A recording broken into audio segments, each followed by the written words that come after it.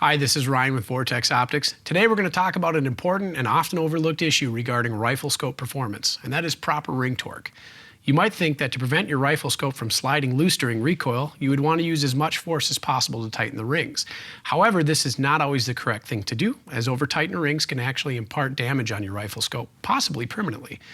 We'll show you exactly what that looks like a little bit later, but first let's take a look at what to do to properly tighten your rings for optimal optical performance. First things first, you want to make sure that you have the proper tool, in this case, an inch-pounds torque wrench. If you're using Vortex Optics rings, we recommend that you use the torque wrench mounting kit shown here. It's very simple and easy to use, offers fast and easy adjustments, incrementally 1 inch-pound at a time from 10 to 50. And of course, you'll need rings. And today we're going to demonstrate using the Vortex PMR and the Viper rings. While the techniques and torques we'll discuss are specific to Vortex models, they'll also apply to many other popular rings on the marketplace. So let's get started with tightening the Vortex PMR horizontally split rings. As you can see, I already have the lower half of the rings already mounted to the single-piece Picatinny base, and the rifle scope has been properly aligned and leveled. If you have any questions about how to do this, please take a look at our How to Mount a Rifle Scope video.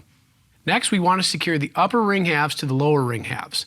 Make sure to set the torque wrench at the proper torque value. In this case, we want to go between 15 and 18 inch-pounds.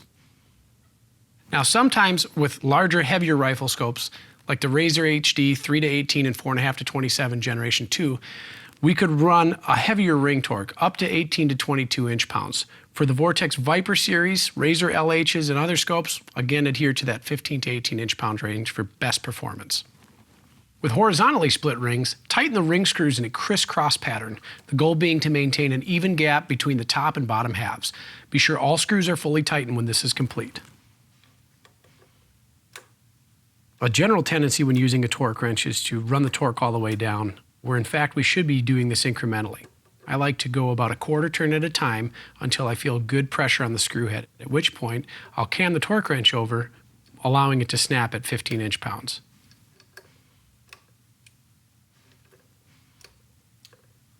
Vertically split rings will require a slightly different tightening technique.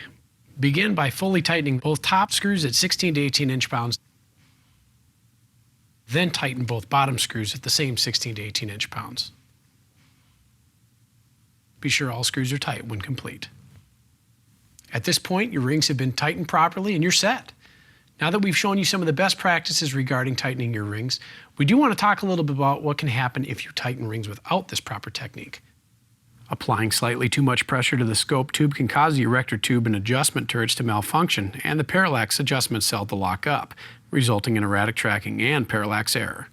If you're seeing this happen, there is a quick remedy if the rifle scope is not permanently damaged. Just loosen the ring screws and start over, applying the proper torque. This will immediately release the pressure on the tube, allowing the rifle scope to track properly again. Tightening the screws well beyond the recommended torque specs can actually crush the tube. This will permanently damage your rifle scope, and in most cases it will likely need to be sent in and evaluated by our repair team.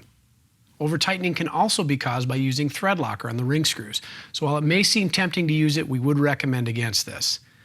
Well, that's about all on how to tighten your rifle scope rings. Again, when tightening the rings, make sure to follow the instructions that come with your rifle scope and don't over-torque to prevent permanent damage.